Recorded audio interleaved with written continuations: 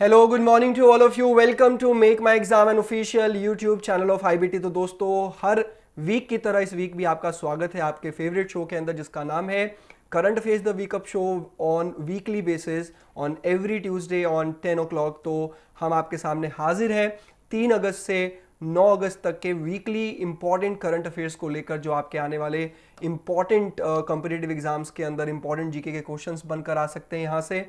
तो आप सभी का अगेन बहुत बहुत स्वागत है, गुड मॉर्निंग कहता हूँ आप सभी को। और देखते हैं कि कितने स्टूडेंट्स हमारे साथ जुड़ चुके हैं, और सभी स्टूडेंट्स से मैं रिक्वेस्ट करूंगा कि वो इस लाइव सेशन को ज़्यादा से ज़्यादा स्टूडेंट्स के साथ शेयर करें, जिससे और भी स्टूडेंट्स हमारे साथ जुड़ सकें।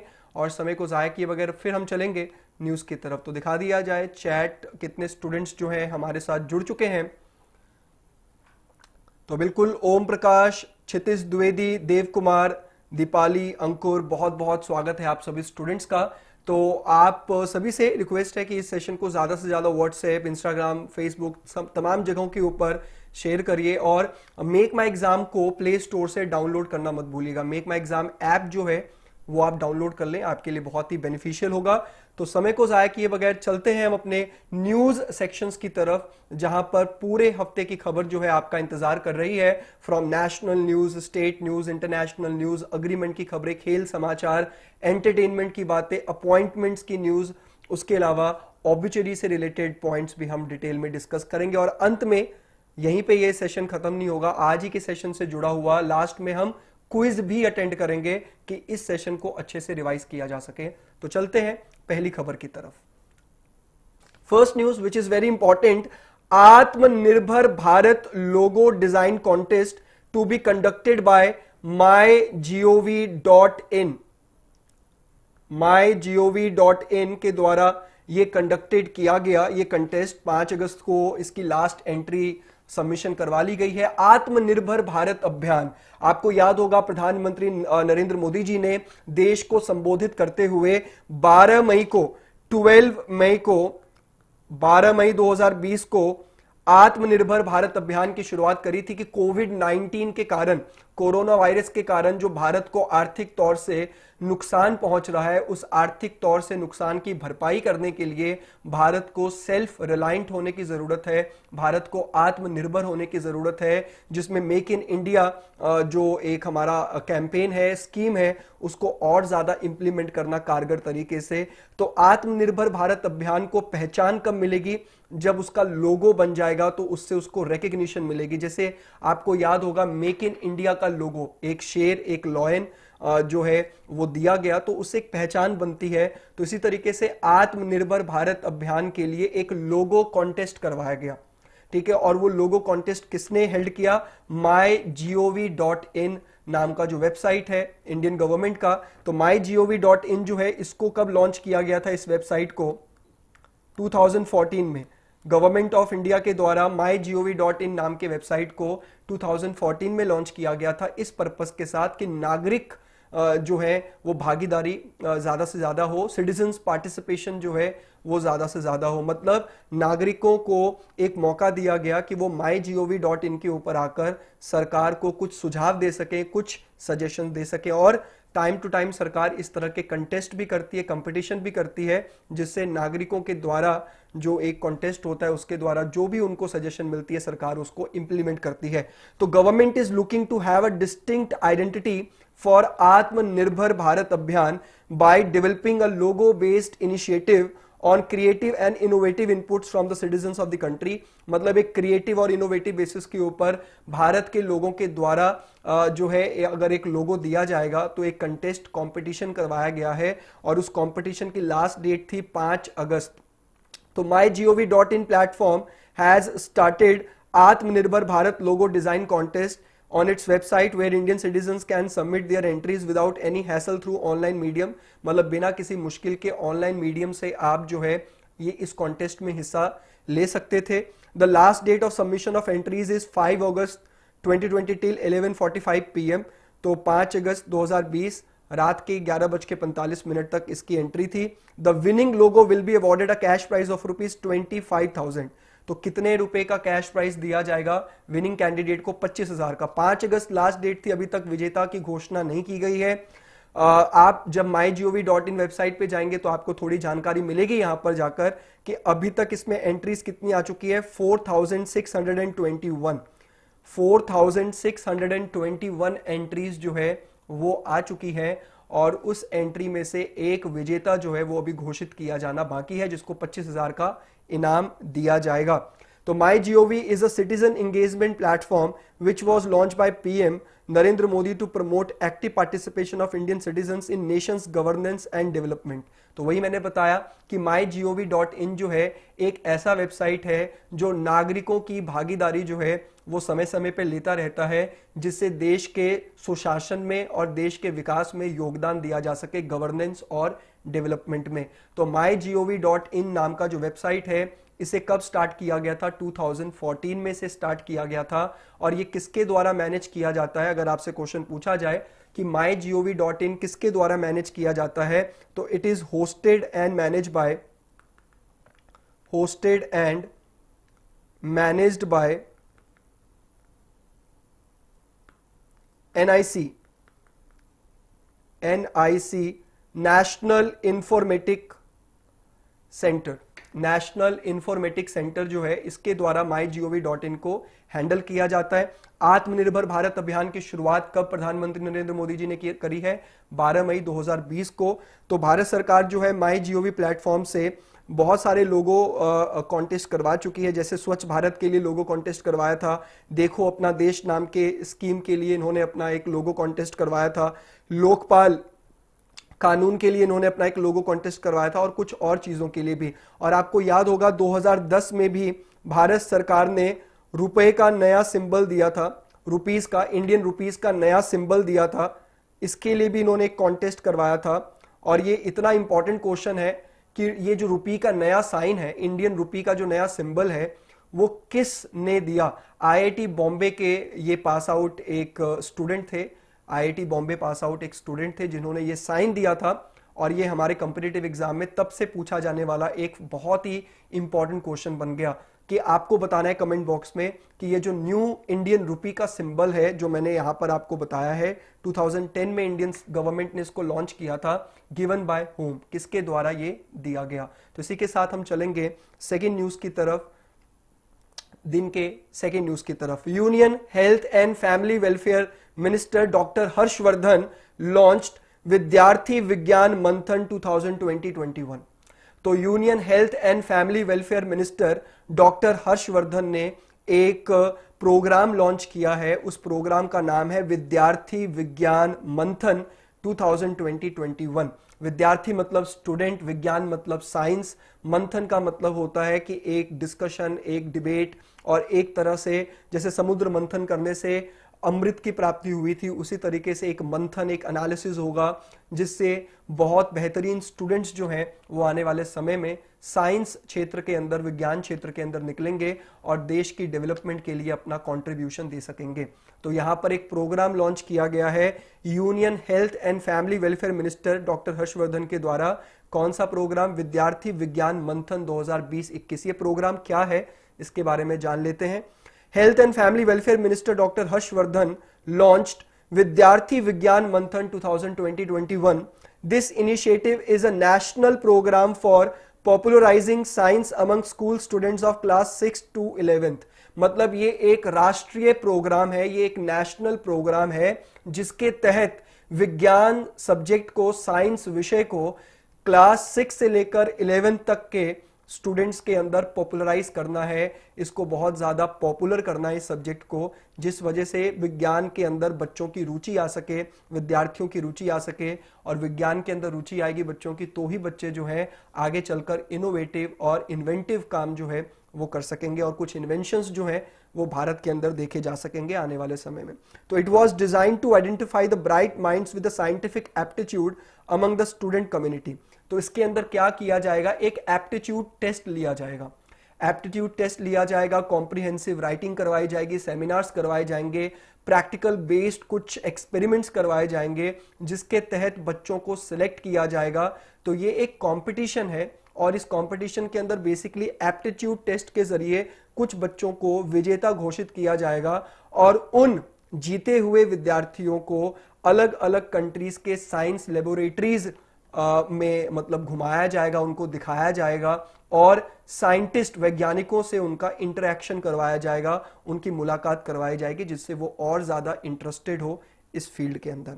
This is a platform to identify the talent in the field of science and to promote the scientific acumen among the students. तो ये प्लेटफॉर्म क्या है कि उन बच्चों को आइडेंटिफाई कर सके जो एक साइंटिफिक एक्यूमेन जो है वो बचपन से रखे हुए अपने पास, वैज्ञानिक कुशाग्र बुद्धि. देखिए कुछ जो होते हैं बच्चे वो गॉड गिफ्टेड होते हैं, जिनके अंदर क्यूरियोसिटी जिज्ञासा जो है वो बचपन से होती है. तो ऐसे बच्चों को आइडेंटिफाई करना इस प्लेटफॉर्म का काम होगा, जिसका नाम है विद्यार्थी विज्ञान मंथन 2020-2021. Students will help in creating new India and this initiative will play a leading role in it. तो ये जो विद्यार्थी हैं ये एक नया भारत का निर्माण करेंगे और ये इनिशिएटिव, ये पहल जो है इसमें काफी मददगार होगा. तो ये union health and family welfare minister doctor Harshvardhan के द्वारा लॉन्च किया गया है इन कोलैबोरेशन विद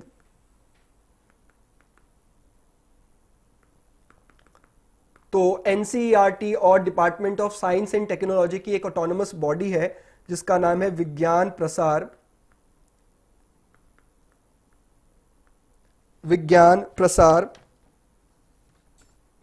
एंड विज्ञान भारती, जिसको शॉर्ट फॉर्म में विभा भी बोलते हैं.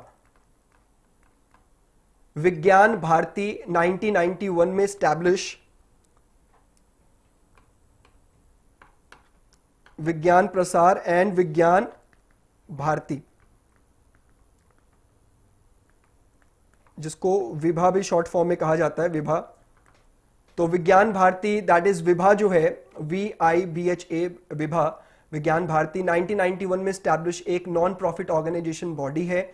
और विज्ञान प्रसार जो है वो department of science and technology और एनसीईआरटी की एक ऑटोनमस बॉडी है. तो इन दोनों बॉडीज के कोलैबोरेशन के साथ ministry of health and family welfare ने इस अभियान की शुरुआत की है. तो अभी तक हमने 2 न्यूज किए हैं. और जो मैंने क्वेश्चन पूछा था रूपी का सिंबल किसने दिया था, तो बिल्कुल यशु मल्होत्रा का आंसर आया है. वेरी गुड, एक स्टूडेंट ने इसका आंसर दिया है और बहुत ही खूब. तो रुपी का जो सिंबल है, जो लास्ट क्वेश्चन मैंने पेज पे पूछा था, रुपी का, न्यू इंडियन रुपी का जो सिंबल है उसको किसने दिया था, तो आईआईटी बॉम्बे से पास आउट एक स्टूडेंट थे डी उदय कुमार. 2010 में ये सिंबल आया था, भारत सरकार के द्वारा लॉन्च किया गया था. और ये तभी भी एक कंपटीशन करवाया गया था, एक ओपन कंपटीशन करवाया गया था भारतीय नागरिकों का, जिसमें डी उदय कुमार का ये वाला जो सिंबल है उसे भारत सरकार ने एक्सेप्ट किया था. तो this symbol, the new rupee symbol was given by D Uday Kumar. Then third news की तरफ चलते हैं, तीसरी खबर आज के दिन की और ये पूरे सप्ताह की. Union home minister Amit Shah inaugurates international webinar on Lokmanya Tilak Swaraj to self reliant India.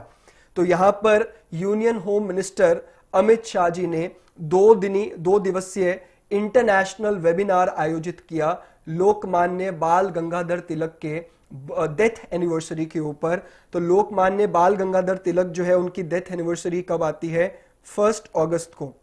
1 अगस्त 1920 को उनका देहांत हुआ था और 1 अगस्त को उनकी डेथ एनिवर्सरी मनाई जाती है. तो 1 और 2 अगस्त को 2 डे इंटरनेशनल वेबिनार एक नया टर्म है कोरोना वायरस के इस पेंडेमिक के दौरान. सेमिनार जब ऑनलाइन लिया जाए उसे वेबिनार कहा जाता है.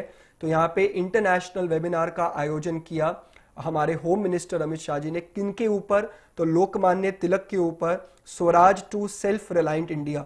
तो लोकमान्य तिलक का एक बहुत ही फेमस नारा था, और जो नारा था, the slogan was Swaraj is my birth right and I shall have it. मतलब स्वराज मेरा जन्म सिद्ध अधिकार है और इसे मैं लेकर रहूंगा. स्वराज मतलब इंडिपेंडेंस, मेरा अपना राज, खुद का राज. भारत के ऊपर किसी अंग्रेजों का राज, किसी विदेशी का राज नहीं होगा. स्व मतलब खुद का राज होगा, इंडियंस का ही राज होगा. तो स्वराज मेरा जन्म सिद्ध अधिकार है और इसे मैं लेकर रहूंगा। तो लोकमान्य तिलक ने 1905 में, आप लोगों ने इतिहास की किताब में इनका नाम बहुत बार पढ़ा होगा और हम इनका नाम जो है इस तरीके से बहुत सुना होगा, लाल बाल पाल। लाल बाल पाल। तो 1905 में 1905 में लॉर्ड कर्जन के द्वारा, जो उस समय भारत के वायसराय थे लॉर्ड कर्जन, तो लॉर्ड कर्जन के द्वारा जब बंगाल विभाजन की घोषणा की गई, बंगाल पार्टीशन की घोषणा की गई, तो उसके विरोध में ये 3 नेताओं ने भारत के अंदर एक प्रदर्शन किया, एक आंदोलन किया और उस आंदोलन का नाम पड़ा स्वदेशी आंदोलन। लाल बाल पाल, लाल मतलब लाला लाजपत राय जो पंजाब से बिलोंग करते थे, बाल गंगाधर तिलक, बाल मतलब बाल गंगाधर तिलक, लोकमान्य तिलक जो बॉम्बे महाराष्ट्र से बिलोंग करते थे, और विपिन चंद्र पाल जो बंगाल से बिलोंग करते थे। इन तीनों नेताओं ने पूरे देश के अंदर अंग्रेजी वस्तुओं का विरोध शुरू कर दिया और अंग्रेजों को आर्थिक नुकसान पहुंचाने के लिए, इकोनॉमिक लॉस पहुंचाने के लिए उन्होंने स्वदेशी मूवमेंट स्टार्ट किया। तो स्वराज मेरा जन्मसिद्ध अधिकार है से लेकर सेल्फ रिलायंट, तो भारत सरकार ने जो आत्मनिर्भर भारत अभियान की शुरुआत की है वो कहीं ना कहीं लोकमान्य तिलक, बाल गंगाधर तिलक के द्वारा दी गई एक उद्घोषणा है, जिसने बहुत वर्ष पहले ही भारत को सेल्फ रिलायंट बनने के लिए एक नारा दिया था, स्वदेशी अपनाओ। और स्वदेशी अपनाओ का नारा उन्होंने 1905 में बंगाल विभाजन के विरोध में दिया था। तो इसी चीज को उन्होंने आज से जोड़ा है। अमित शाह जी जो हमारे गृह मंत्री हैं, उन्होंने लोकमान्य तिलक के इस डेथ एनिवर्सरी को उन्होंने एक बहुत बड़ा इंटरनेशनल वेबिनार बनाया, जिसका टारगेट किया था Swaraj to self reliant India. ये थीम रखा उन्होंने, Lokmanya Tilak Swaraj to self reliant India, ये थीम रखा उन्होंने on the death anniversary of Lokmanya Tilak.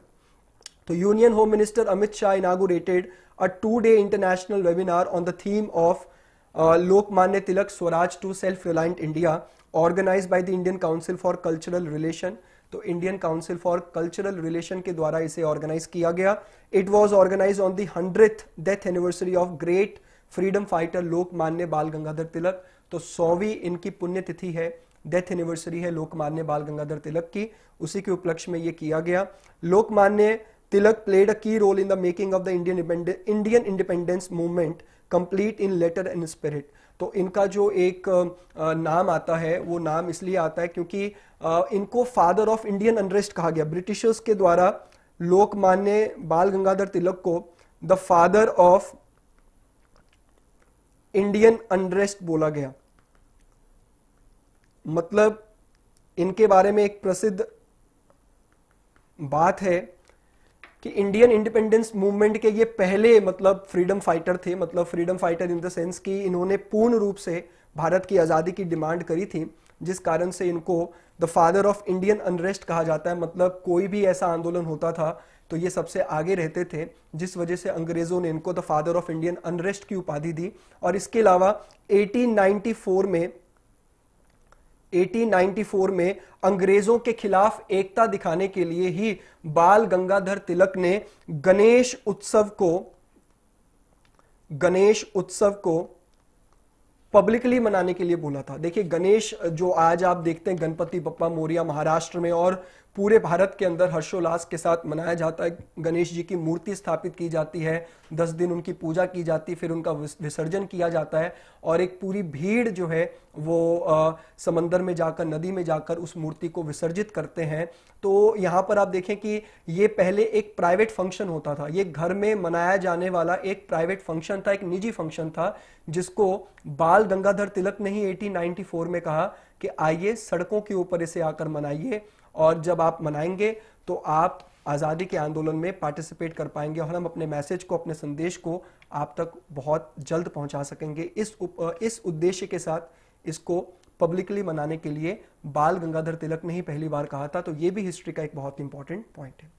Next चलते हैं 4th न्यूज की तरफ। Government approved Khadi agarbatti Atmanirbhar mission to make India self reliant in agarbatti production. अगरबत्ती को हम इंग्लिश में क्या बोलते हैं? Incense stick. इंसेंस स्टिक जो है, इंसेंस स्टिक कहा जाता है अगरबत्ती को अंग्रेजी में। तो government approved Khadi agarbatti Atmanirbhar mission to make India self reliant in agarbatti production. तो अगरबत्ती प्रोडक्शन के अंदर, इंसेंस स्टिक प्रोडक्शन के अंदर इंडिया को आत्मनिर्भर बनाने के लिए केवीआईसी के द्वारा, khadi village and industrial commission के द्वारा जो है इसकी शुरुआत की गई है। तो MSME minister, micro small and medium enterprises minister, तो micro small and medium enterprises, लघु उद्योग, समलघु उद्योग, सूक्ष्म उद्योग और मध्यम उद्योग के जो मंत्री हैं, micro small and medium enterprises के मंत्री कौन है? Nitin Gadkari has approved a unique employment generation programme proposed by Khadi and village industries commission. तो एमएसएमई के अंदर ही एक बॉडी आती है, स्टैट्यूटरी बॉडी आती है, और उस बॉडी का नाम है KVIC. KVIC stands for khadi and village industry commission. उनके द्वारा एक प्रपोजल आया, एक प्रस्ताव आया कि क्यों नहीं अगरबत्ती के अंदर हम सेल्फ रिलायंट, आत्मनिर्भर जो है वो बने, और इसके अंदर केवीआईसी ने एमएसएमई को ये प्रपोजल, ये प्रस्ताव दिया, और अगरबत्ती प्रोडक्शन के अंदर भारत सरकार ने आत्मनिर्भर बनने के लिए इस स्कीम की शुरुआत की है, जिसका नाम है खादी अगरबत्ती आत्मनिर्भर मिशन। तो programme named as khadi agarbatti Atmanirbhar mission aims at creating employment for unemployed and migrant workers in different parts of the country। तो यहाँ पे बेरोजगारों को और जो माइग्रेंट वर्कर्स हैं, जो एक राज्य से दूसरे राज्य में काम करने के लिए प्रवासी मजदूर जाते हैं, उन मजदूरों के लिए यहाँ पर रोजगार उपलब्ध करवाया जाएगा। Under the scheme KVIC will provide automatic agarbatti making machines and powder mixing machines to the artisans through the successful private agarbatti manufacturers who will sign the agreement as business partners। तो यहां पर केवीआईसी क्या करेगा? तो जो भी अगरबत्ती के प्रोडक्शन में आना चाहते हैं उनको एक मशीन जो है वो केवीआईसी उपलब्ध करवाएगा, सब्सिडी के ऊपर। किनके साथ मिलकर? जो ऑलरेडी सक्सेसफुल मैन्युफैक्चरर्स हैं, प्रोड्यूसर्स हैं अगरबत्ती प्रोडक्शन के अंदर, उनको बिजनेस पार्टनर बनाकर ये मशीन उपलब्ध करवाई जाएगी, जिसमें 25% सब्सिडी जो है, सब्सिडी का मतलब होता है सरकार की तरफ से सहयोग राशि, तो 25% उसका सहयोग राशि उस मशीन का कौन देगी?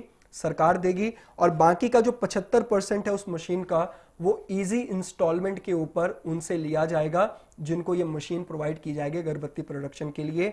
बाकी मतलब 100 रुपए की अगर मशीन है तो 25 रुपए सरकार देगी और 75 रुपए आप ही से लिए जाएंगे, लेकिन वो भी इजी इंस्टॉलमेंट के ऊपर। तो आपको क्या याद रखना है? आपको ये याद रखना है इस न्यूज से कि गवर्नमेंट ने अभी रिसेंटली खादी अगरबत्ती आत्मनिर्भर मिशन को शुरू किया है अंडर आत्मनिर्भर भारत अभियान, सेल्फ रिलायंट मूवमेंट के अंदर, स्कीम के अंदर इसको लॉन्च किया है कि किस तरीके से अगरबत्ती इंसेंस स्टिक के अंदर इंडिया जो है एक आत्मनिर्भर देश बन जाए, जिसको लेकर केवीआईसी ने एक कदम उठाया है। तो khadi village and industries commission ये एस्टैब्लिश कब हुआ था? 1957 में ये एस्टैब्लिश हुआ, और इनके चेयरमैन कौन है अभी? चेयरपर्सन विनय कुमार सक्सेना, और इनका हेडक्वार्टर, हेड ऑफिस कहां पर है? खादी विलेज का headquarter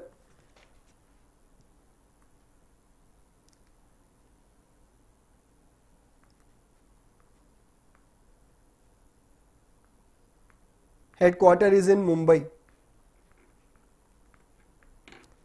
head office is in Mumbai. तो इसका हेड ऑफिस मुंबई में है। चेयरपर्सन कौन है? विनय कुमार सक्सेना। और केवीआईसी जो है वो स्टैब्लिश कब हुआ? 1957 में। तो बच्चों के चैट्स देखकर फिर चलते हैं अगली खबर की तरफ, और भी काफी न्यूज है, इंपॉर्टेंट न्यूज है, और उसको लेकर हम चलेंगे आपको फिर लास्ट में क्विज सेशन की तरफ भी। तो good morning to all of you, आप सभी बच्चों का बहुत बहुत स्वागत है।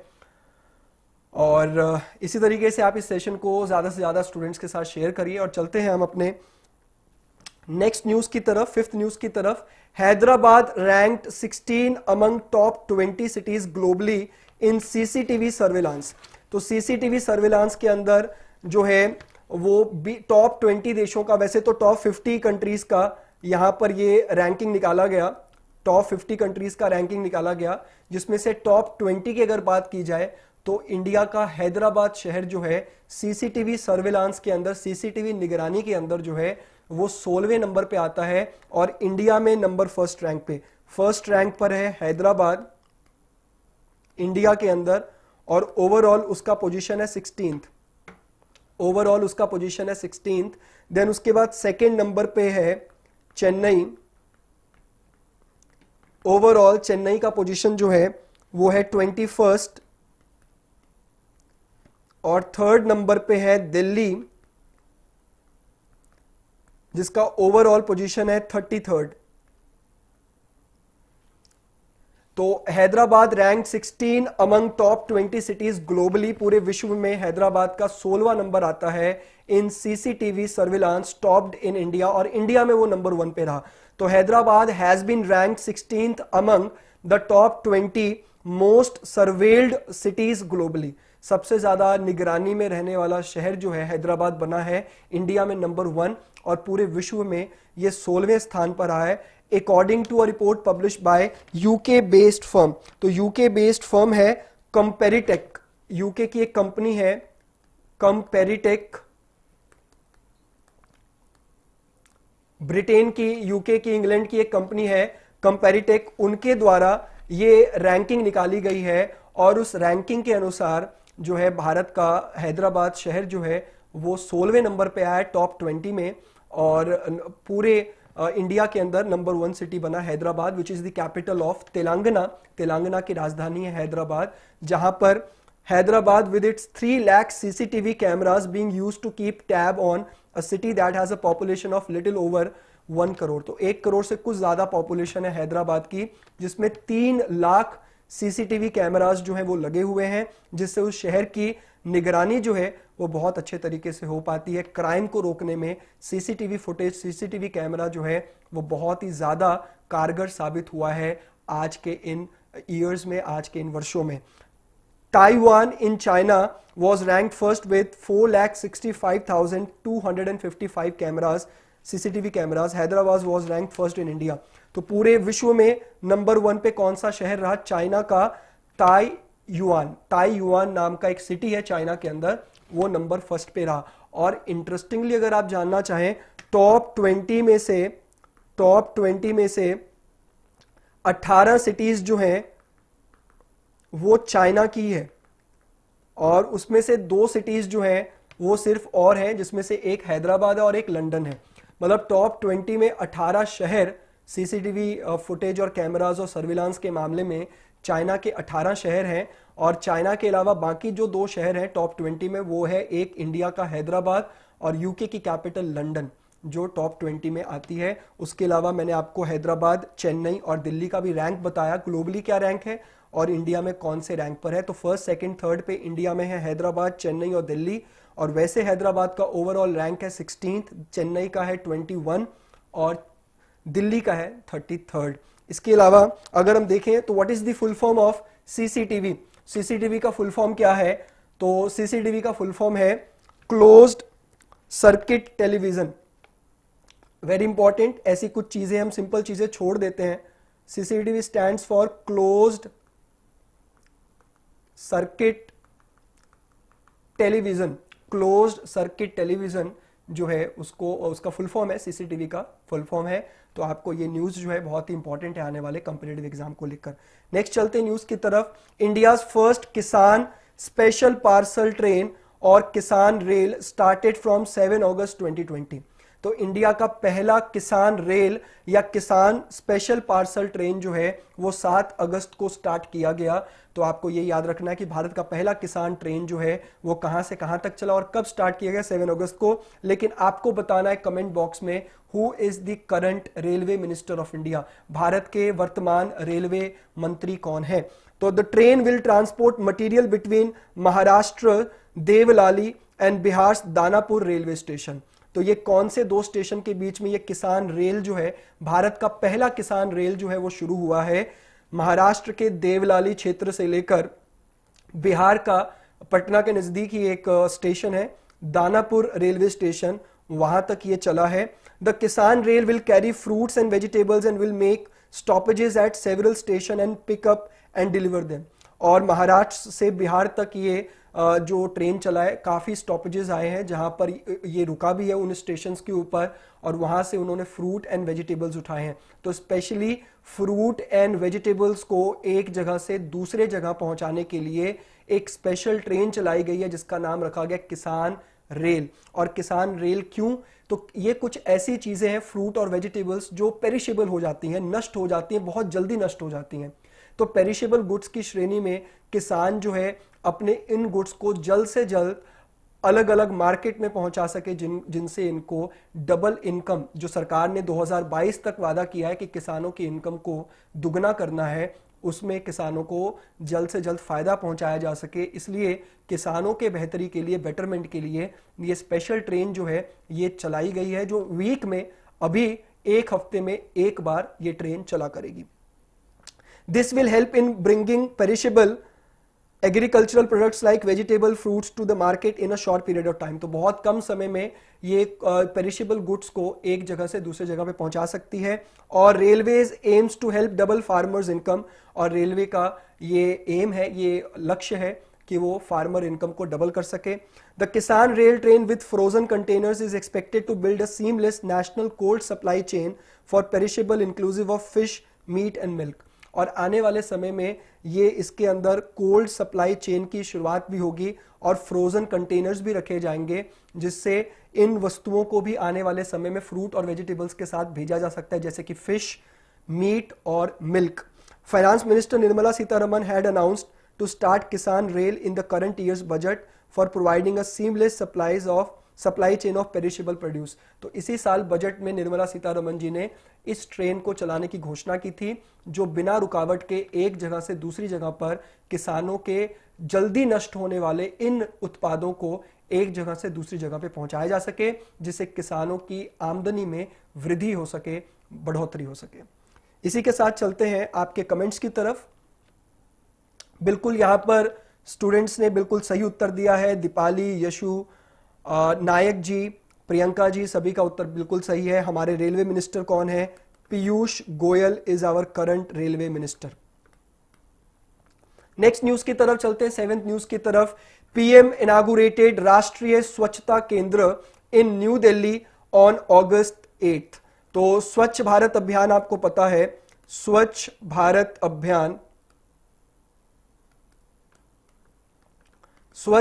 अभियान जो है ये लॉन्च किया गया था 2 अक्टूबर 2014 को। प्रधानमंत्री नरेंद्र मोदी जी ने प्रधानमंत्री बनने के तुरंत बाद ही स्वच्छ भारत अभियान की शुरुआत करी थी 2 अक्टूबर गांधी जयंती से 2014 से, और उन्होंने वादा किया था 2019 तक जो 150वीं जयंती मनाई जाएगी, 150वीं जयंती मनाई जाएगी गांधी जी की, उस समय तक खुले में शौच मुक्त, ओपन डिफिकेशन फ्री सेंटर्स जो है हम कंट्री को बना देंगे और काफी हद तक हम भारत को स्वच्छ बना देंगे।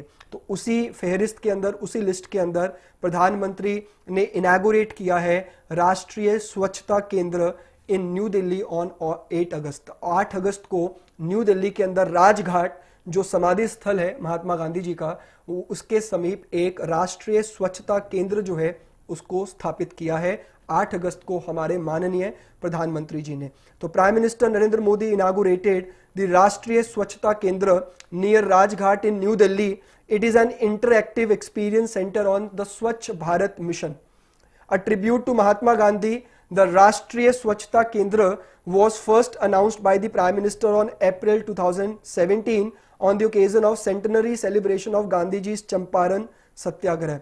तो ये जो स्वच्छता केंद्र खोलने की बात की थी, ये स्वच्छता केंद्र खोलने की बात प्रधानमंत्री नरेंद्र मोदी जी ने कब की थी? 10 अप्रैल 2017 को, जो कि एक सेंटनरी सेलिब्रेशन था, मतलब 100 साल पूरे हो गए थे महात्मा गांधी जी के सत्याग्रह, चंपारण सत्याग्रह आंदोलन के 100 साल पूरे होने पे 10 अप्रैल 2017 को इसकी घोषणा की थी कि राष्ट्रीय स्वच्छता केंद्र जो है वो दिल्ली में खोला जाएगा, जिसको अब जाकर ओपन किया है 8 अगस्त 2020 को नरेंद्र मोदी जी ने। The visitor will experience a unique 360 degree audio visual immersive show which will narrate India स्वच्छता स्टोरी। तो यहाँ पर जो विजिटर आएंगे उनको 3D और ऑगमेंटेड रियलिटी वर्जन के अंदर उनको एक ऑडियो विजुअल एक शो दिखाया जाएगा, जिसके अंदर भारत की स्वच्छता की कहानी दिखाई जाएगी, जिससे वो व्यक्ति जो देखने के लिए आएंगे वो शो, वो प्रेरित हो सके और वो भी भारत की स्वच्छता में आने वाले समय में योगदान दे सके। The installations at राष्ट्रीय स्वच्छता केंद्र will introduce future generation to be successful journey of the world's largest behavioural change campaign the Swachh Bharat mission. और आने वाली नस्लें और आने वाली पीढ़ी जो है वो भी विश्व का सबसे बड़ा ये अभियान जिसमें बिहेवियरल चेंज की बात की गई है कि आपका व्यवहारिक जो एक परिवर्तन है स्वभाव में वो होना चाहिए कि स्वच्छ भारत अभियान तभी सफल होगा जब हमारे बिहेवियर में एक चेंज आएगा, जब हमारे व्यवहार में एक चेंज आएगा और हम खुद सजग होंगे समाज को, अपने परिवेश को, अपने घर को और अपने इन्वायरमेंट को स्वच्छ रखने के लिए। A balanced mix of digital and outdoor installation in Kendra will impart information, awareness and education on स्वच्छता and related aspects। और इस तरीके से काफ़ी इंफॉर्मेशन भी इस केंद्र के अंदर दी जाएगी कि जिससे आने वाले व्यक्ति जो उसको देखने के लिए आएंगे वो अवेयर हो सके, जागरूक हो सके कि स्वच्छ भारत अभियान के अंदर हम किस तरीके से पार्टिसिपेशन कर सकते हैं। तो आपको इस न्यूज़ से क्या याद रखना है, 8 अगस्त 2020 को प्रधानमंत्री नरेंद्र मोदी जी ने स्वच्छ भारत अभियान के तहत एक राष्ट्रीय स्वच्छता केंद्र जो है राजघाट के समीप इसका उद्घाटन किया है, जहां पर एक ऑडियो विजुअल शो चलाया जाएगा जिसको दर्शक आकर देख सकेंगे। और इसकी घोषणा उन्होंने कब करी थी स्वच्छता केंद्र को खोलने की, तो चंपारण सत्याग्रह के 100 साल पूरे होने पे 10 अप्रैल 2017 को इसकी घोषणा की गई थी। देन चलते हैं अगले न्यूज की तरफ, नेक्स्ट न्यूज की तरफ, 8th न्यूज की तरफ। Focusing on MSMEs, Gujarat launches new industrial policy 2020। तो MSME को फोकस रखते हुए, माइक्रो स्मॉल और मीडियम एंटरप्राइजेस को फोकस रखते हुए, क्योंकि कोविड-19 में आर्थिक नुकसान जो हुआ है और कोविड-19 से पहले GST के कारण और GST के बैड इंप्लीमेंटेशन के कारण और डीमोनेटाइजेशन के कारण सबसे ज्यादा नुकसान जिस क्षेत्र को हुआ है वो है MSME sector, micro small and medium enterprises sector. तो गुजरात जो है उन्होंने एक नया इंडस्ट्रियल पॉलिसी लॉन्च किया है 2020। इनकी लास्ट इंडस्ट्रियल पॉलिसी 2014 में आई थी और 2014 के बाद इन्होंने अब 2020 में एक नई औद्योगिक नीति जो है इसकी घोषणा की है। On August 7, 2020 the Gujarat state government launched the industrial policy 2020. The policy aims to provide rupees 40,000 crore subsidies to the industries in the state in the next 5 years। तो आने वाले 5 वर्षों में 40,000 करोड़ की सब्सिडी दी जाएगी इंडस्ट्री को आने वाले 5 वर्षों में गुजरात सरकार। तो 40,000 करोड़ की सब्सिडी जो अपने आप में बहुत बड़ी सब्सिडी है। सब्सिडी का मतलब सपोर्ट अमाउंट, सपोर्ट सहयोग राशि जो है सरकार के द्वारा दी जाती है कि सरकार हेल्प करने के लिए, मदद करने के लिए एक राशि देती है इंडस्ट्री को। तो 40,000 करोड़ की सब्सिडी आने वाले 5 वर्षों में गुजरात जो है अपने उद्योगों को देगा। The policy will help to lease lands to industrialist and also provide incentives to industrial parks.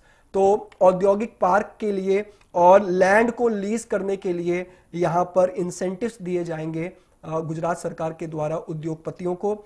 Under the policy, the Gujarat state government will appoint dedicated relationship managers to host Vibrant Gujarat Summit in January 2021। तो आपको पता है कि हर साल गुजरात में एक summit होता है, सम्मेलन होता है, गुजरात वाइब्रेंट समिट, जिसमें देश विदेश से बहुत निवेशक आते हैं, इन्वेस्टर्स आते हैं जो गुजरात की इंडस्ट्री में और तमाम उन क्षेत्रों में निवेश करते हैं जिससे गुजरात का विकास हो सके। तो गुजरात के इस विकास के लिए जो समिट होगा इसके लिए एक डेडिकेटेड रिलेशनशिप मैनेजर्स अपॉइंट किए जाएंगे जो मैनेजर्स रिलेशनशिप बनाएंगे इंडस्ट्री के साथ उन इन्वेस्टर्स का।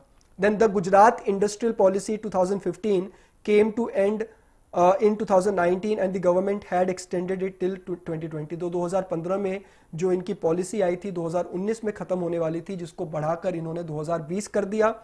Gujarat stand first in terms of number of industrial entrepreneurship memorandum. This is 51% of total industrial entrepreneurship memorandum in the country. तो सबसे ज्यादा इंडस्ट्रियल एंटरप्रेन्योरशिप मेमोरेंडम जो है, मतलब नए बिजनेस, इनोवेटिव बिजनेस, एंटरप्रेन्योरशिप जो है सबसे ज्यादा गुजरात में होते हैं, 51% पूरी कंट्री के। The subsidies being allocated to the current policy is 3 times as that of the previous policy. और जो सब्सिडी दी गई है ये 3 गुना ज्यादा सब्सिडी दी गई है लास्ट टाइम से। The policy will help industries willing to relocate from China through relocation incentives. The Gujarat state government has held joint meetings with countries such as Japan, Germany, USA, UK in this regard. Relocation का मतलब होता है ऐसी companies, मतलब Japan, Germany, USA, UK और other foreign countries की कुछ ऐसी कंपनीज जो चाइना में लोकेटेड है, अगर वो भारत के गुजरात में लोकेट होना चाहती है, अपने आप को पुनर्स्थापित गुजरात में वो करना चाहती है चाइना को छोड़कर, तो यहाँ पे गुजरात उनको लुभावने ऑफर देगा, गुजरात उनको बहुत सारे इंसेंटिव्स देगा। ये रीलोकेशन टेंडेंसी जो है वो इंडिया और खास करके गुजरात में बहुत सारे इन्वेस्टमेंट्स लेकर आएगा। तो ये कुछ मोटा मोटी जो है एक सिंपल लैंग्वेज में समझाने का प्रयास किया मैंने, जो 7 अगस्त को गुजरात स्टेट गवर्नमेंट ने अपनी न्यू इंडस्ट्रियल पॉलिसी को लॉन्च किया। इसी के साथ गुजरात के बारे में कुछ फैक्ट्स जो हैं वो तुरंत आप कर लें। गुजरात की कैपिटल इज गांधीनगर।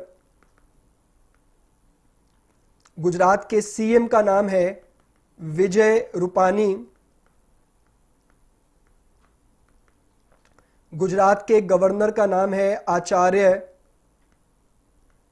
देवव्रत। और इसके अलावा गुजरात के अंदर कुछ और इंपॉर्टेंट जो नेशनल पार्क्स हैं, जैसे गिर फॉरेस्ट, एशिया का गिर फॉरेस्ट जो है ये गुजरात में है, जो एशियाटिक लायन का घर है। एशियाटिक लायन जो है, एशियाई शेर का घर है गिर फॉरेस्ट। ये नेशनल पार्क कहां पर है? गुजरात में स्थित है। इसके अलावा वाइल्ड एस सेंचुरी, जंगली गधों को लेकर पूरे विश्व में एक ही सेंचुरी है डेडिकेटेड, वाइल्ड एस सेंचुरी, ये रण ऑफ कच्छ में स्थित है। और इसके अलावा black buck national park, black buck national park, तो काला हिरण को डेडिकेटेड एक नेशनल पार्क स्थित है, वो भी गुजरात में। तो गुजरात में 3 इंपॉर्टेंट नेशनल पार्क्स हैं। गिर फॉरेस्ट जो एशियाटिक लॉयन के लिए फेमस है, wild ass century Rann of Kutch में स्थित है, दुनिया का एकमात्र जंगली गधों का ये सेंचुरी है, अभ्यारण्य है। Then black buck national park राष्ट्रीय उद्यान है काले हिरण को लेकर, वो भी गुजरात में स्थित है। तो ये कुछ इंपॉर्टेंट फैक्ट्स है, स्टैटिक फैक्ट्स है रिलेटेड टू गुजरात। देन चलते हैं नेक्स्ट न्यूज की तरफ, लेकिन उससे पहले आपके चैट्स ले लेते हैं कि अगर आपका कोई डाउट हो तो उसे लेकर फिर हम आगे चलें।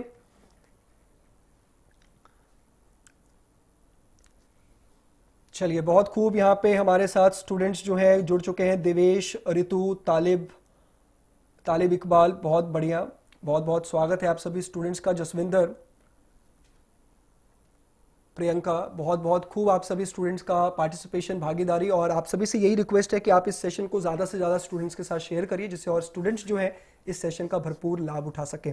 नेक्स्ट चलते हैं 9 क्वेश्चन की तरफ। CM Arvind Kejriwal launches Delhi electric vehicle policy, says it will boost economy. तो इलेक्ट्रिक व्हीकल को मतलब बूस्ट करने के लिए उन्होंने कुछ एक लॉन्च किया है, पॉलिसी लॉन्च किया है, जिसमें इंसेंटिव्स दिए जाएंगे इलेक्ट्रिक व्हीकल को ज़्यादा से ज़्यादा प्रमोट करने के लिए, कि इन्वायरमेंट के ऊपर जो इसका एक पॉजिटिव इम्पैक्ट पड़े, क्योंकि पेट्रोल और डीजल व्हीकल जो है इन्वायरमेंट को काफ़ी नुकसान पहुंचाते हैं। तो Delhi chief minister Arvind Kejriwal launched Delhi electric vehicle policy. Under this the Delhi government will waive registration fee and road tax and provide incentives for new electric vehicles in the national capital। तो यहाँ पर नई इलेक्ट्रिक व्हीकल पॉलिसी को दिल्ली सरकार ने launch किया है कि इन्वायरमेंट के प्रति लोग जागरूक हों, और इसको लेकर रजिस्ट्रेशन फीस, रोड टैक्स और ये सारी चीज़ों को कम कर दिया, जिससे लोगों को इलेक्ट्रिक व्हीकल जो आमतौर पे काफ़ी महंगा होता है इलेक्ट्रिक व्हीकल, उसको खरीदने में काफ़ी आसानी हो और उनको काफ़ी छूट भी दी जाएगी। It will give incentive of up to ₹30,000 for two wheelers, autos and e rickshaws. तो यहाँ पे 30,000 की सब्सिडी, इंसेंटिव का मतलब सब्सिडीज दी जाएगी दिल्ली सरकार की तरफ से। जो टू व्हीलर लेंगे, ऑटो रिक्शा लेंगे या फिर ई रिक्शा लेंगे, उनको 30,000 तक का सब्सिडी जो है, अप टू 30,000 मैक्सिमम सब्सिडी जो है 30,000 तक की दी जाएगी। और अगर कोई कार खरीदेंगे, इलेक्ट्रिक व्हीकल कार खरीदेंगे, तो उनको सब्सिडी जो है अप टू ₹1.5 लाख 1.5 लाख तक की मैक्सिमम सब्सिडी दी जाएगी। The policy aims to boost the economy और create jobs and reduce pollution level. तो इससे इकोनॉमी को भी बूस्ट करने का प्लान है, देन जॉब्स भी क्रिएट करने का प्लान है, और सबसे बड़ा प्लान है कि इन्वायरमेंट को किस तरीके से पोल्यूशन लेवल को कम किया जा सके। Also it aims to constitute 25% electric vehicles by 2024, और 2024 तक 25% इलेक्ट्रिक व्हीकल्स जो है वो दिल्ली में लाने का टारगेट है कि ज्यादा से ज्यादा 25% जो है 1/4 पॉपुलेशन जो है दिल्ली के अंदर मोटर व्हीकल्स चलाने वाले वो इलेक्ट्रिक व्हीकल्स चलाने लग जाएं। जबकि आपको जानकर हैरानी होगी कि currently constitution of electric vehicles in capital is just 0.29%। अभी इलेक्ट्रिक व्हीकल कितने लोग यूज करते हैं दिल्ली में? 0.29%। तो एक बहुत ही कम ये नंबर है जिसको बढ़ाकर दिल्ली सरकार का टारगेट है 2024 तक, मतलब 4 सालों में 25% तक ले जाना, जो कि अपने आप में बहुत बड़ी बात होगी। तो आपको क्या याद रखना है कि दिल्ली सरकार ने अभी रिसेंटली सीएम अरविंद केजरीवाल ने एक दिल्ली इलेक्ट्रिक व्हीकल पॉलिसी को लॉन्च किया है जिसमें इस तरह की सब्सिडीज दी जाएगी। 2 व्हीलर्स, ऑटो और ई रिक्शा के ऊपर 30,000 की सब्सिडी और कार के ऊपर मैक्सिमम अप टू ₹1.5 लाख तक की सब्सिडी दी जाएगी। देन 10th न्यूज जो है, 10वां खबर जो है, UK United Kingdom to issue coin in honour of Mahatma Gandhi. Mahatma Gandhi के सम्मान में, महात्मा गांधी के पहचान में, रिकॉग्निशन में यूके जो है, यूनाइटेड किंगडम जो है, एक सिक्का लॉन्च करने जा रहा है। तो एमिड growing interest in recognising the contribution of people from the बेम कम्युनिटी। तो अभी रिसेंटली आपको याद होगा मई में एक ब्लैक कम्युनिटी का पर्सन था, ब्लैक मैन, जिनका नाम था जॉर्ज फ्लॉयड। आपको याद होगा, आप लोगों ने नेट के ऊपर ये वीडियो देखी होगी। जॉर्ज फ्लॉयड नाम का व्यक्ति जिसको पुलिस ने पकड़ लिया था और कार के नीचे ही उसके नेक के ऊपर घुटना रख दिया था, नी रख दिया था और लगातार 8 मिनट तक वो घुटना रखे रहे पुलिस वाले और उन्होंने वो घुटना नहीं हटाया उसके ऊपर से और दम घुटने से, सांस घुटने से जॉर्ज फ्लॉयड की मौत हो गई। जिसके बाद यूएस में और पूरे वर्ल्ड में एक आंदोलन चला जिसका नाम रखा गया ब्लैक लाइव्स मैटर। तो ये आंदोलन चला किस चीज के खिलाफ? नस्ल भेद के खिलाफ, रेशियल डिस्क्रिमिनेशन के खिलाफ। तो इस चीज को देखते हुए इस कम्युनिटी को क्या कहा जाता है? बेम कम्युनिटी। मतलब नस्लीय टिप्पणी अक्सर किस कम्युनिटी के खिलाफ होती है? बेम कम्युनिटी के खिलाफ। मतलब बेम stands for black, Asian and minority ethnic community के खिलाफ। तो इनके बीच में ज्यादा से ज्यादा यूके गवर्नमेंट जो है अपनी एक पॉजिटिव छवि लेकर आना चाहती है और उस पॉजिटिव छवि के अंदर ब्रिटेन ने क्या किया? तो Britain is considering minting a coin to remember Mahatma Gandhi.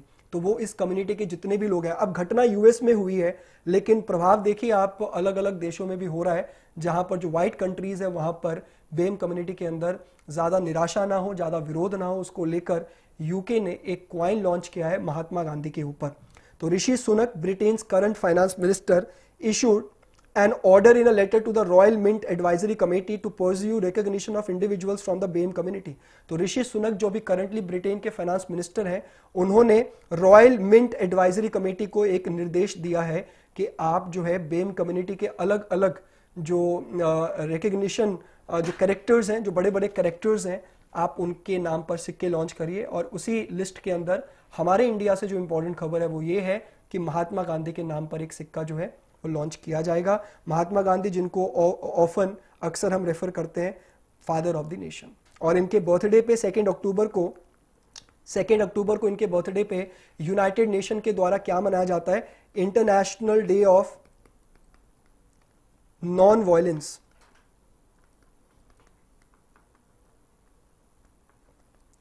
International day of non violence, अहिंसा का जो दिवस है, इनके ही जन्मदिन के ऊपर यूनाइटेड नेशन के द्वारा मनाया जाता है। नेक्स्ट न्यूज की तरफ ले चलते हैं आपको। 11th news, Bangladesh to construct monument for Indian soldiers martyred in 1971 liberation war. तो आपको याद होगा 1971 हमने इतिहास की किताब में पढ़ा है। 1971 इंडो पाक वॉर, भारत और पाकिस्तान की जो लड़ाई है, उस लड़ाई से ईस्ट पाकिस्तान, जब भारत आजाद हुआ था तो भारत आजादी के बाद 2 पार्ट्स में डिवाइडेड हो गया, इंडिया एंड पाकिस्तान। तो आजादी से लेकर 1971 तक पाकिस्तान को 2 नाम से जाना जाता रहा। वेस्ट, जो आज का पाकिस्तान है उसे वेस्ट पाकिस्तान कहा जाता था और जो आज का बांग्लादेश है उसे ईस्ट पाकिस्तान कहा जाता था। लेकिन ईस्ट पाकिस्तान जो आज बांग्लादेश है, वहां पे बंगाली बोले जाने के कारण, कल्चर बहुत डिफरेंट होने के कारण वहां पर वेस्ट पाकिस्तान वालों ने उनको कभी अपनाया नहीं और ना ही उनको कभी रिप्रेजेंटेशन दी, ना ही कभी उनको उन्होंने अपने नेशनल असेंबली में वो प्रमुखता दी, ना ही मंत्रालय, और ना ही कभी उन्होंने उनको कुछ इंपॉर्टेंस दी। तो जिस कारण से बांग्लादेश के अवामी लीग में, जिनके फाउंडर कौन थे अवामी लीग के, मुजबिर रहमान नाम के जो नेता थे, उनके अंदर विरोध बढ़ता गया और फिर एक जीनोसाइड करवाया। पाकिस्तान वालों ने, वेस्ट पाकिस्तान वालों ने ईस्ट पाकिस्तान को लेकर एक ऑपरेशन सर्च लाइट चलाया और उस ऑपरेशन सर्च लाइट के अंदर उन्होंने लाखों ईस्ट पाकिस्तानी बंगाली मुस्लिम्स को उन्होंने मारना स्टार्ट कर दिया, नरसंहार स्टार्ट कर दिया, सामूहिक हत्या शुरू कर दी, जिसके बाद यहां पर एक आंदोलन चल पड़ा और भारत ने बांग्लादेश का, मतलब ईस्ट पाकिस्तान का साथ दिया और मुक्ति वाहिनी सेना, उस समय भारत की प्रधानमंत्री इंदिरा गांधी थी, और भारत ने सीधा सीधा बांग्लादेश का साथ दिया, ईस्ट पाकिस्तान का साथ दिया और 1971 में पाकिस्तान के साथ जो जंग हुई उसके बाद पाकिस्तान को 93,000 सैनिक जो है उन्होंने आत्मसमर्पण किया और फिर पाकिस्तान को पूरी दुनिया के आगे बांग्लादेश नाम के देश को घोषित करना पड़ा, उसकी आज़ादी, ईस्ट पाकिस्तान की आज़ादी घोषित करनी पड़ी और जिसको बांग्लादेश के नाम से जाना गया। तो वही जो है इंडियन आर्मी ने जो बांग्लादेश की मदद की थी इस बांग्लादेश की आज़ादी के लिए, उसकी यादगारी में एक मॉन्यूमेंट जो है वो यहाँ पे इनॉग्रेट होना है। मतलब मॉन्यूमेंट आज उद्घाटन हो चुका है इसका, और लेकिन ये बनेगा कब, 2 साल के अंतराल में ये मॉन्यूमेंट बनकर रेडी हो जाएगा। तो Bangladesh will construct a memorial for the Indian soldiers martyred during the countries liberation war in 71। The memorial will be constructed coinciding with the 50th anniversary of the liberation of Bangladesh। मतलब आप देखिए कि बहुत ही शानदार उपलक्ष्य है कि कंट्री के लिबरेशन को, कंट्री की आज़ादी को 50 वर्ष भी हो जाएंगे, उसी के उपलक्ष्य में ये मेमोरियल जो है ये बनाया जा रहा है। Liberation war in Bangladesh was a revolution and armed conflict sparked by the rise of the Bengali nationalist and self-determination movement during the 71 Bangladesh genocide। तो बांग्लादेशियों का जो एक सामूहिक हत्या हुई थी उसके बाद एक आंदोलन चला और उस आंदोलन को भारत ने बखूबी ईस्ट पाकिस्तानियों का साथ दिया, जो कि बाद में बांग्लादेश बना। और उस सेना का नाम क्या था? मुक्ति वाहिनी सेना नाम रखा था, मुक्ति वाहिनी सेना। तो मुक्ति वाहिनी सेना मतलब, मुक्ति मतलब इंडिपेंडेंस कराने के लिए जो सेना थी। और उस समय अमेरिकियों ने हमें धमकी भी दी थी कि ये पाकिस्तान का इंटरनल मैटर है, आप इसमें दखल अंदाजी ना करें, लेकिन फिर भी भारत की प्रधानमंत्री ने अमेरिका की उस बात को अनसुनी कर दिया और फिर भी उन्होंने ईस्ट पाकिस्तानियों का साथ दिया और बांग्लादेश को बनाया। ये इंडिया का डिटर्मिनेशन था 1971 में, और वो बाद में क्या बना? It resulted in the independence of people's republic of Bangladesh, और ये बाद में क्या बना? People republic of Bangladesh. The war began after the Pakistan military in west Pakistan launch operation searchlight. तो ऑपरेशन सर्च लाइट के बाद ही ये वॉर जो है वो स्टार्ट होता है। 25 मार्च 1971 को ये वॉर स्टार्ट होता है। तो यहाँ पर बांग्लादेश से रिलेटेड कुछ इंपॉर्टेंट फैक्ट्स जो हैं वो जरूर कर लें। जैसे बांग्लादेश की कैपिटल इज ढाका, बांग्लादेश की करेंसी इज टका, capital of Bangladesh is Dhaka, currency is टका। बांग्लादेश की पीएम का नाम जो है, पीएम ऑफ बांग्लादेश शेख हसीना, शेख हसीना। और बांग्लादेश की पार्लियामेंट का नाम है जतिया संसद, जतिया संसद is the parliament name of Bangladesh. जैसे हमारे पार्लियामेंट को संसद कहा जाता है, उनकी पार्लियामेंट को जतिया संसद कहा जाता है। और national anthem of Bangladesh Amar Sonar Bangla, Amar Sonar Bangla was written by Rabindranath Tagore। Amar Shonar Bangla, the national anthem of Bangladesh, was written by Rabindranath Tagore। जी हाँ, जो हमारे जनगण मन, हमारे नेशनल एंथम के रचयिता रविंद्रनाथ टैगोर ने ही अमार सोनार बांग्ला, जो बांग्लादेश की नेशनल एंथम है, उसको लिखा था। देन 12th न्यूज की तरफ, RBI approves Shashidhar Jagdishan as the CEO and MD of HDFC bank. HDFC bank जो भारत का सबसे बड़ा प्राइवेट बैंक है, तो एचडीएफसी का फुल फॉर्म है housing development and finance corporation. Housing development and finance corporation is the full form of HDFC. ये establish हुआ था 1994 में। हेडक्वार्टर इसका मुंबई में है, इस बैंक का। 1994 में इस्टेब्लिश हुआ housing development and finance corporation HDFC bank, और इसका हेडक्वार्टर मुंबई में है। और अभी रिसेंटली एचडीएफसी बैंक के आरबीआई ने अप्रूव किया है शशिधर जगदीशन को बनाया है सीईओ एंड एमडी। तो RBI has approved the appointment of Shashidhar Jagdishan as the managing director and chief executive officer of HDFC bank. Mister Jagdishan will take charge of the outgoing MD Aditya Puri. जो अभी एमडी है आदित्य पुरी, वो कब जाएंगे? 27 अक्टूबर 2020 को अपनी पोस्ट को छोड़ेंगे। उसके बाद शशिधर जगदीशन जो है वो नए एमडी एंड सीईओ बनेंगे एचडीएफसी बैंक के। और ये उसके बाद कब तक बनेंगे? 3 सालों के लिए शशिधर जगदीशन की अपॉइंटमेंट हुई है। तो HDFC bank mention that a meeting of the board of directors of the bank will be held in due course to approve the appointment of Shashidhar Jagdishan as the new MD and CEO of the bank. और board meeting भी होगी इस regard में, और उसके बाद formally Shashidhar Jagdishan को MD and CEO बनाया जाएगा आदित्य पुरी के जाने के बाद। नेक्स्ट चलते हैं नेक्स्ट न्यूज की तरफ। ये बहुत ही आसान सी खबर थी। एचडीएफसी बैंक के new MD and CEO RBI के द्वारा बनाए गए हैं, जिनका नाम है Shashidhar Jagdishan. Then government extends Ajay Tyagi's term as SEBI chairman by 18 months till February 2022। तो यहां पर बहुत ही इंपॉर्टेंट पॉइंट है SEBI, securities and exchange board of India, जिसका हेडक्वार्टर है मुंबई में,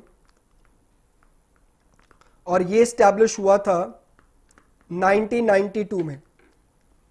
SEBI securities and exchange board of India, तो भारत के अंदर share market, debentures, mutual funds, तो ओवरऑल जिसको हम सिक्योरिटीज मार्केट बोलते हैं, सिक्योरिटीज मार्केट को कंट्रोल कौन करता है, रेगुलेट कौन करता है? सेबी। सेबी के चेयरमैन करंटली कौन थे? अजय त्यागी, जो सीनियर आईएएस ऑफिसर थे।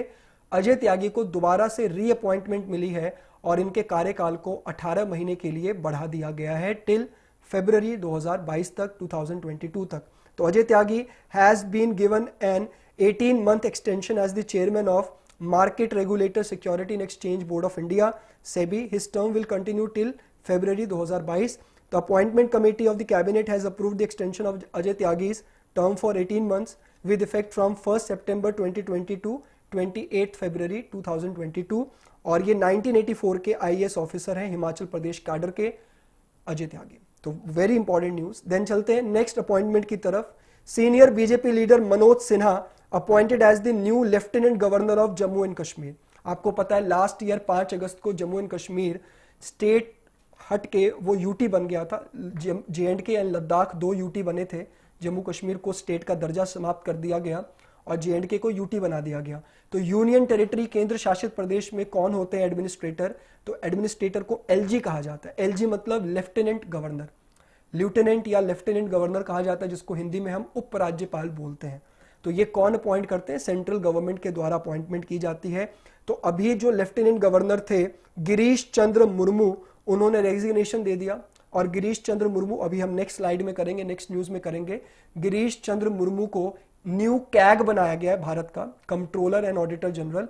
और गिरीश चंद्र मुर्मू की जगह जिन्होंने रेजिग्नेशन दे दिया as a lieutenant governor of Jammu and Kashmir, तो president Ramnath Kovind has appointed Manoj Sinha, जो सीनियर बीजेपी लीडर हैं, मनोज सिन्हा को नया एलजी बनाया है, लेफ्टिनेंट गवर्नर बनाया है जम्मू कश्मीर का।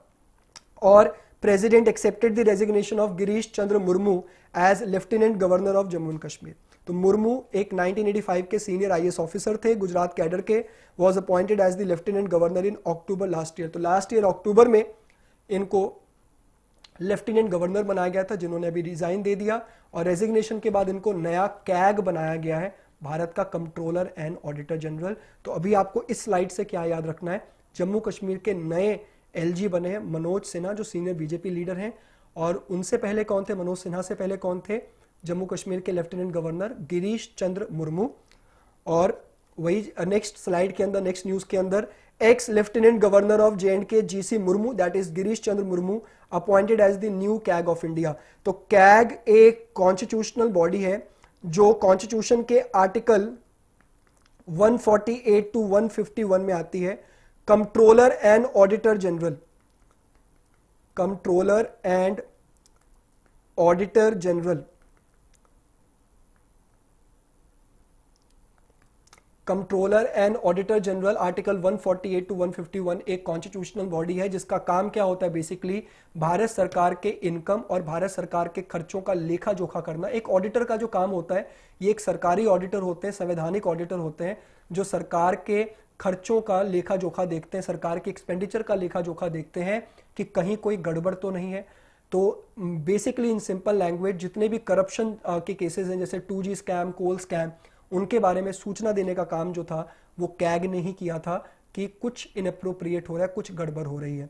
तो ex lieutenant governor of J&K GC Murmu, Girish Chandra Murmu, appointed as the new CAG of India. तो former Jammu and Kashmir lieutenant governor Girish Chandra Murmu has been appointed as the new CAG of India. Controller and auditor general had resigned as J&K lieutenant governor on August 5, 2020। इन्होंने 5 अगस्त को resign दे दिया था J&K के lieutenant governor के post से। तो farmer, इनसे पहले कौन थे कैग? फॉर्मर कैग का नाम था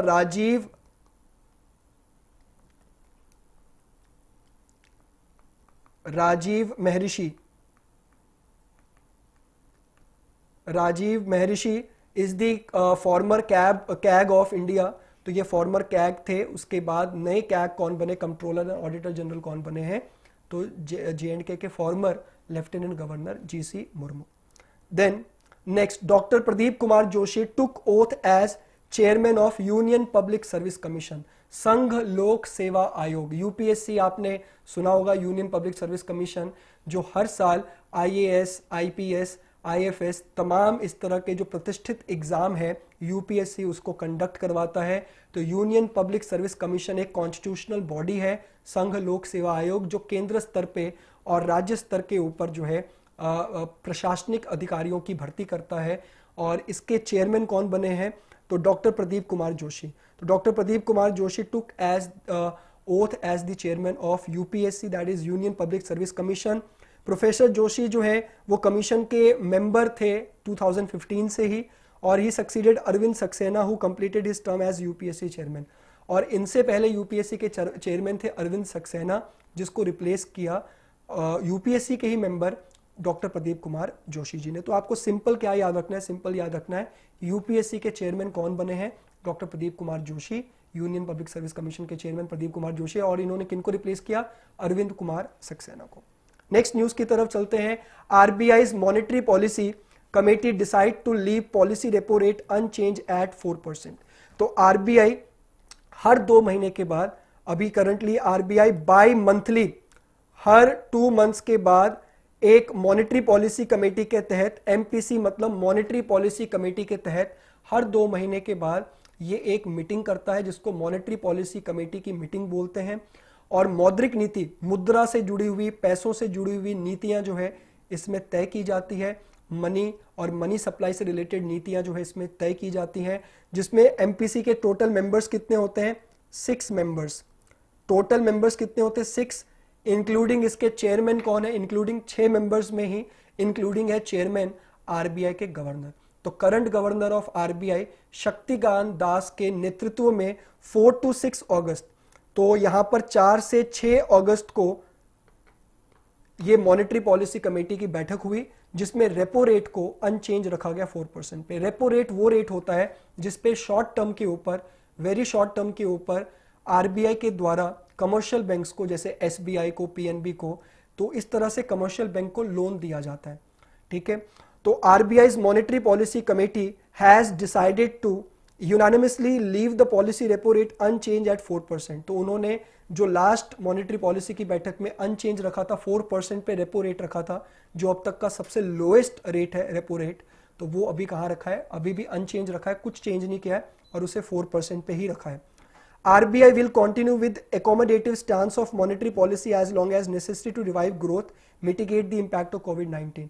तो इस तरह से रेपो रेट को कम रखा जाएगा और RBI मॉनेटरी पॉलिसी के थ्रू जब तक कोविड-19 का इंपैक्ट जो है वो कम नहीं हो जाता है, तब तक ग्रोथ को मेंटेन करने के लिए RBI इसी तरीके से मॉनेटरी पॉलिसी के रेट को अनचेंज रखेगा और इन्फ्लेशन को, महंगाई को भी कंट्रोल करेगा।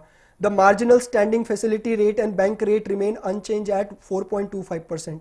तो MSF का रेट और बैंक रेट जो है वो 4.25% पे रखा। बैंक रेट वो रेट होता है जहां पे लंबी अवधि के लिए, लॉन्ग टर्म के लिए RBI के द्वारा लोन दिया जाता है कमर्शियल बैंक्स को। और MSF का मतलब होता है जहां पर एक दिन के लिए, 1 डे के लिए, वेरी शॉर्ट पीरियड के लिए RBI लोन देती है कमर्शियल बैंक्स को। तो ये रेट अभी भी 4.25% पे। रेपो रेट कौन सा रेट है? जहां पे 15 से 90 दिनों के लिए लोन दिया जाता है आरबीआई के द्वारा कमर्शियल बैंक्स को, वो 4% पे है। और reverse repo rate stands unchange at 3.35%। और रिवर्स रेपो रेट क्या होता है? रिवर्स रेपो रेट में कमर्शियल बैंक अपने एक्सेस मनी को, कमर्शियल बैंक के पास जो एक्सेस मनी है वो उसको पार्क करती है आरबीआई के पास, जिसको इस सिंपल लैंग्वेज में ऐसा भी कहा जाता है कि आरबीआई लोन लेती है कमर्शियल बैंक से। तो यहां पे कमर्शियल बैंक के पास जो एक्सेस फंड है वो एक्सेस फंड जमा करवाती है वो आरबीआई के पास, और आरबीआई उसके बदले में कमर्शियल बैंक को ये रेट ऑफ इंटरेस्ट पे करती है 3.35%। तो रिवर्स रेपो रेट कितने पे है? 3.35% पे। The consumer price index, inflation को निकालने के दो तरीके हैं, होलसेल प्राइस इंडेक्स और कंज्यूमर प्राइस इंडेक्स। तो कंज्यूमर प्राइस इंडेक्स इन्फ्लेशन, महंगाई, इन्फ्लेशन का मतलब होता है महंगाई। तो consumer price index inflation which was at 5.8% in March 2020 was placed at 6.1% in the provisional estimate for जून 2020। तो यहाँ पे मार्च 2020 में जो महंगाई का दर 5.8% पे था, जून 2020 में ये बढ़कर 6.1% पे चला गया। Then next news, Kala Narayanasamy conferred with president award in Singapore. Singapore में भारतीय मूल की एक नर्स हैं जिनका नाम है कला नारायण स्वामी। सिंगापुर की सरकार ने उनको राष्ट्रपति अवार्ड दिया है अपनी बेस्ट सेवाओं को लेकर, कोविड-19 को लेकर जो वो कर सकती हैं, बेस्ट एक नर्सेस का जो एक रोल होता है उसको बेस्ट प्ले किया उन्होंने, जिस कारण से सिंगापुर की सरकार ने भारतीय मूल की, इंडियन ओरिजिन की एक नर्स कला नारायण स्वामी को राष्ट्रपति अवार्ड दिया है। तो Indian origin nurse Kala Narayanasamy in Singapore has been conferred with president award for nurses for serving on the front line during the कोविड-19 पेंडेमिक। तो कोविड-19 पेंडेमिक महामारी के दौरान नर्सेस, डॉक्टर्स जो फ्रंट लाइन पे आके लड़ रहे हैं उनको ये अवार्ड दिया गया है सिंगापुर सरकार के द्वारा। तो आपको क्या याद रखना है? भारतीय मूल की एक लेडी है, नर्स है, जिनका नाम है कला नारायण स्वामी, जिनको सिंगापुर की सरकार ने ये अवार्ड दिया है। सिंगापुर की कैपिटल सिंगापुर सिटी और सिंगापुर की जो करेंसी है वो है सिंगापुरियन डॉलर। सिंगापुर की कैपिटल सिंगापुर सिटी और currency is Singaporean dollar. Then next news, India will host T20 world cup 2021, Australia to host in 2022। तो 2020 में अक्टूबर नवंबर में T20 world cup, cricket world cup होना था ऑस्ट्रेलिया में, लेकिन कोविड-19 करके वो कैंसिल हो गया, जिस कारण से 2021 में ये वर्ल्ड कप होगा और 2021 का cricket world cup, T20 cricket world cup India host करेगा, और जो 2020 में कैंसिल हुआ है उसका होस्ट करेगा ऑस्ट्रेलिया 2022 में, ऑस्ट्रेलिया टू होस्ट इन 2022। तो India will remain host of 2021-20 world cup while Australia will host this year's postponed tournament in 2022.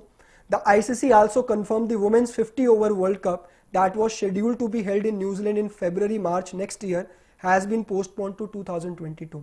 तो जो ICC ने कंफर्म किया था कि 50 ओवर का जो क्रिकेट वर्ल्ड कप होना था महिलाओं का, वुमेन का, जो नेक्स्ट ईयर 2021 में होना था फरवरी और मार्च में, वो पोस्टपोन होकर 2022 में हो गया है। और इस साल का T20 वर्ल्ड कप शेड्यूल था ऑस्ट्रेलिया में अक्टूबर नवंबर में, लेकिन ड्यू टू 16 टीम का ये जो टूर्नामेंट था वो कैंसिल हो गया कोविड-19 करके। Last news of the day, India observe 77th anniversary of August movement और क्विट इंडिया मूवमेंट। अगस्त क्रांति के नाम से भी जाना जाता है भारत छोड़ो आंदोलन को।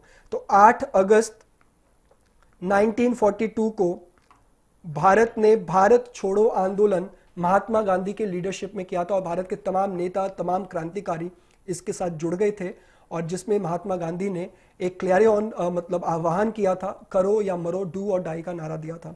तो 77th anniversary of quit India movement, also known as August Kranti Divas, was observed on 8 August 2019. The Quit India movement began with Mahatma Gandhi's clarion call, आह्वान था उनका, do or die, करो और मरो, to end the British rule in India. In 42, the Congress Working Committee met at Wardha and resolution was passed which was termed the Wardha Resolution. तो Wardha resolution pass किया और मुंबई के आज़ाद मैदान से क्विट इंडिया मूवमेंट की शुरुआत हुई। It is also known as Quit India Resolution, which demanded the British rule in India must end immediately.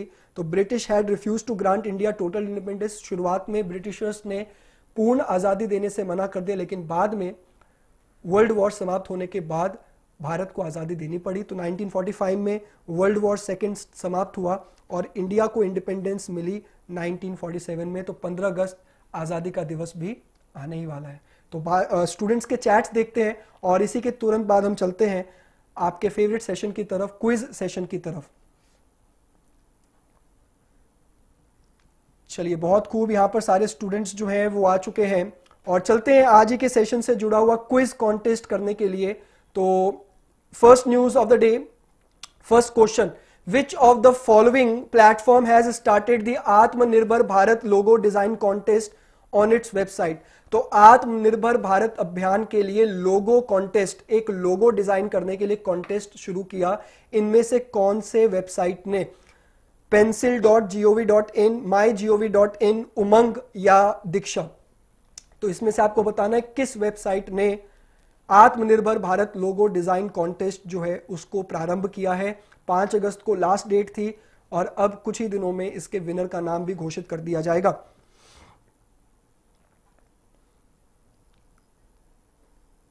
तो बहुत खूब, यहां पर आंसर आना शुरू हो चुका है। अमृत कलेर का पहला आंसर आया, बिल्कुल सही, mygov.in, B option is the correct answer. First question का right answer is B. Then चलते हैं नेक्स्ट क्वेश्चन की तरफ। Next question is, who among the following recently launched Vidyarthi Vigyan मंथन 2020-21। तो रिसेंटली इनमें से किन्होंने विद्यार्थी विज्ञान मंथन 2020-21 को लॉन्च किया है? कि क्लास 6 to 11th के स्टूडेंट्स के अंदर साइंस सब्जेक्ट को पॉपुलराइज करने के लिए विद्यार्थी विज्ञान मंथन 2020-21 को इनमें से किन्होंने लॉन्च किया? डॉक्टर हर्षवर्धन, प्रकाश जावड़ेकर, रमेश पोखरियाल निशंक या रविशंकर प्रसाद? सेकंड क्वेश्चन का आंसर भी आना शुरू हो चुका है। सुष्मिता बल, इन्होंने पहला आंसर दिया है, बहुत खूब। सेकंड क्वेश्चन का right answer is A option, doctor Harshvardhan, जो हेल्थ एंड फैमिली वेलफेयर के मिनिस्टर हैं। थर्ड न्यूज की तरफ चलते हैं। Third question, which country is going to issue coin in honour of Mahatma Gandhi. तो अभी रिसेंटली महात्मा गांधी के सम्मान में कौन सा देश सिक्का लॉन्च करने जा रही है? Is it Australia, USA, Iran और UK? A B C D में से कौन सा ऑप्शन राइट है? बहुत खूब, यहां पर सभी स्टूडेंट्स का उत्तर आ रहा है।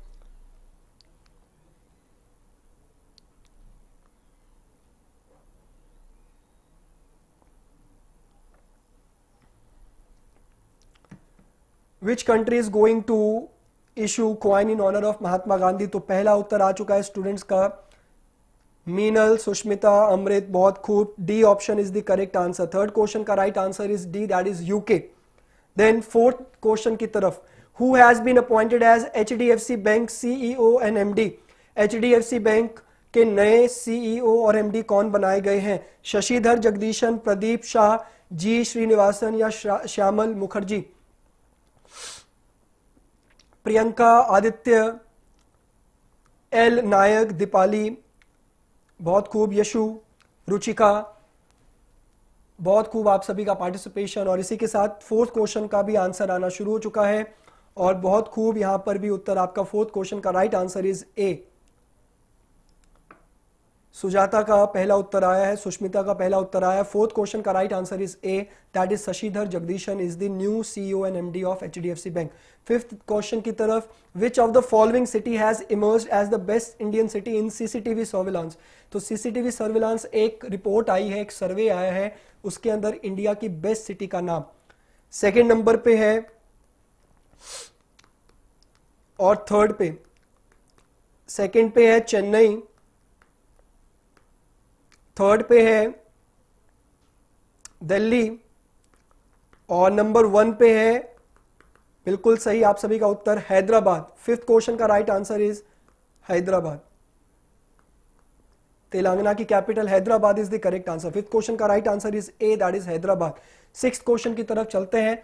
Who among the following has been appointed as the new lieutenant governor of Jammu and Kashmir. Jammu Kashmir के नए लेफ्टिनेंट गवर्नर कौन बने हैं? जीसी मुर्मू ने रिजाइन कर दिया और उसकी जगह पर कौन आए हैं वो आपको बताना है। A B C D, Rajdeep Kumar, Manoj Sinha, Satish Chaudhary या वाई डी कश्यप? बहुत खूब आप सभी का पार्टिसिपेशन, मैं देख पा रहा हूं कि आप उत्तर दे रहे हैं सभी क्वेश्चन के राइट, और 6th क्वेश्चन का राइट आंसर जो है वो भी आना शुरू हो चुका है। 6th क्वेश्चन का right answer is senior BJP leader Manoj Sinha, B option is the correct answer. Then चलते हैं 7th क्वेश्चन की तरफ। Who among the following got an 18 months extension as securities and exchange board of India SEBI chairman. SEBI chairman के तौर पर किसको अभी recently 18 महीने की एक्सटेंशन दी गई है, मतलब चेयरमैन यही थे, 18 मंथ का कार्यकाल इनका बढ़ाया गया है। Is it A Surjeet Singh Deswal, B Arvind Kumar, C Yogesh Chandra Modi, या डी अजय त्यागी?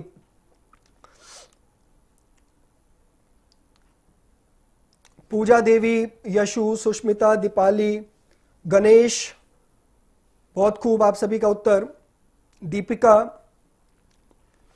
तो answer is D, that is Ajay Tyagi is the correct answer. 7th question का right answer is D, that is Ajay Tyagi. Then 8th question की तरफ, Pradeep Kumar Joshi has been appointed as the chairman of which organization? Pradeep Kumar Joshi को किस organisation, किस संगठन का chairman नियुक्त किया गया? Grant commission, UGC, archaeological survey of India, ASI, central board of secondary education, CBSE, या union public service commission, UPSC? तो 8th क्वेश्चन का राइट आंसर दीजिएगा। 8th क्वेश्चन का राइट आंसर भी मीनल के द्वारा आ चुका है। फर्स्ट आंसर मीनल के द्वारा 8th क्वेश्चन का right answer is D option, that is union public service commission. Then 5% या 40%? तो 10th क्वेश्चन का राइट आंसर दीजिएगा। माइट बी ये नेट की प्रॉब्लम होगी, थोड़ी टेक्निकल इशू होगा जिस कारण से ये अभी ये बफरिंग आया है, लेकिन कोई बात नहीं, आप ऑप्शन देख सकते हैं। 9th क्वेश्चन का राइट आंसर जो है सी ऑप्शन है। 9th क्वेश्चन का right answer C, 1942। 10th question की तरफ आपको बताना, last question of the day. 10th question का right answer,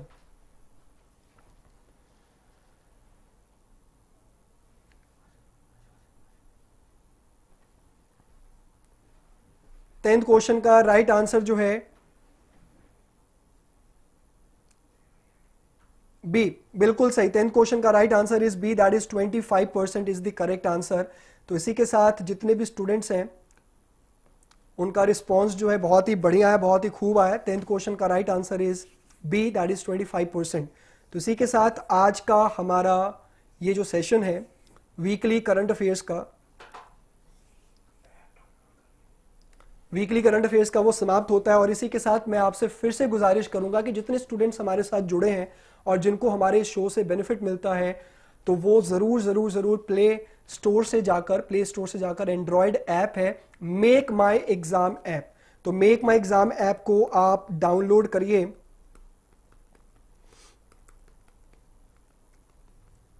make my exam app को आप डाउनलोड करिए प्ले स्टोर से जाकर, यही विनती है हमारी।